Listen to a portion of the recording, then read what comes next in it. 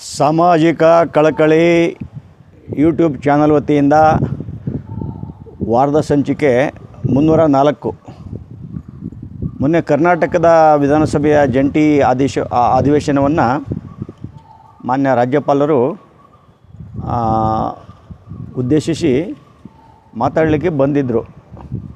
ಒಂದು 2-3 ಸಾಲುಗಳನ್ನು ಓದಿಬಿಟ್ಟು ಸಭಾತ್ಯಾಗವನ್ನು ಮಾಡಿದರು. ಇದು ಸಂವಿಧಾನ ವಿರೋಧಿ ಕ್ರಮ ಆಗ್ತದೆ.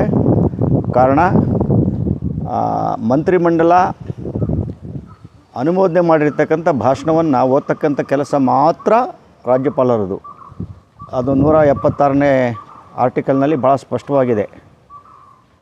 ಒಂದು ಕಾಮ ಮತ್ತು ಪೊಲೀಸ್ ಸ್ಟಾಪು ಕೂಡ ಹೆಚ್ಚು ಕಡಿಮೆ ಮಾಡೋಂಗಿಲ್ಲ. ಹಾಗಿರಬೇಕಾದ್ರೆ ಕೇಂದ್ರ ಸರ್ಕಾರದ ನಿರ್ದೇಶನದಂತೆ ಇವರು ಮಂತ್ರಿಮಂಡಲದ ತೀರ್ಮಾನವನ್ನು ಒಪ್ಪದೆ ಅಗೌರವವನ್ನು ತೋರಿಸಿದ್ದು ಕನ್ನಡಿಗರಿಗೆ ಮಾಡಿದ ಅವಮಾನ ಅಂತಕ್ಕಂಥ ಒಂದು ವಿಚಾರ.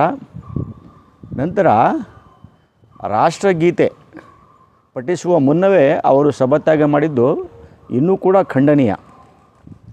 ಇವರು ರಾಷ್ಟ್ರಗೀತೆಗೆ ಸಂವಿಧಾನಕ್ಕೆ ಗೌರವ ಕೊಡದೇ ಇದ್ದರೆ ಇವರು ಅವರು ಆ ಹುದ್ದೆಯನ್ನು ಅಲಂಕಾರ ಮಾಡಲಿಕ್ಕೆ ಅನರ್ಹರು ಅಂತಕ್ಕಂಥ ಪ್ರಶ್ನೆ ಬರ್ತದೆ. ಇದೇನ ದೇಶಭಕ್ತಿ? ಇವರ ಬ್ಯಾಕ್ಗ್ರೌಂಡ್ ಏನೇ ಇರ್ಬೋದು, ಆದರೆ ಅಲ್ಟಿಮೇಟ್ಲಿ ಇವರ ಕೆಲಸವನ್ನು ಇವರು ಸರಿಯಾಗಿ ಮಾಡಬೇಕು, ಸಂವಿಧಾನಬದ್ಧವಾಗಿ, ಸಂವಿಧಾನಕ್ಕೆ ಅನುಗುಣವಾಗಿ.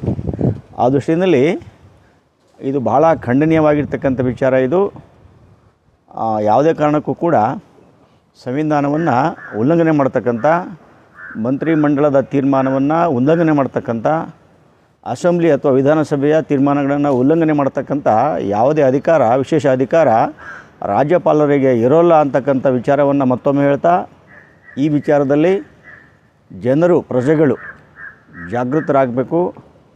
ಯಾರೋ ಒಂದು ಮೇಲಿನ ಆದೇಶಕ್ಕೆ ಬೆಲೆ ಕೊಟ್ಟು ಸಂವಿಧಾನವನ್ನು, ಅದರ ಕಲಂಗಳನ್ನು, ಅನುಚ್ಛೇದನೆಗಳನ್ನು ಉಲ್ಲಂಘನೆ ಮಾಡ್ತಕ್ಕಂಥ, ಅವಮಾನ ಮಾಡ್ತಕ್ಕಂಥ ಕೆಲಸವನ್ನು ರಾಜ್ಯಪಾಲರಾದವರು ಮಾಡಲೇಬಾರ್ದು ಅಂತಕ್ಕಂಥ ವಿಚಾರವನ್ನು ಹೇಳ್ತಾ, ದಯವಿಟ್ಟು ಈ ಚಾನಲಿಗೆ ಲೈಕ್ ಮಾಡಿ, ಶೇರ್ ಮಾಡಿ.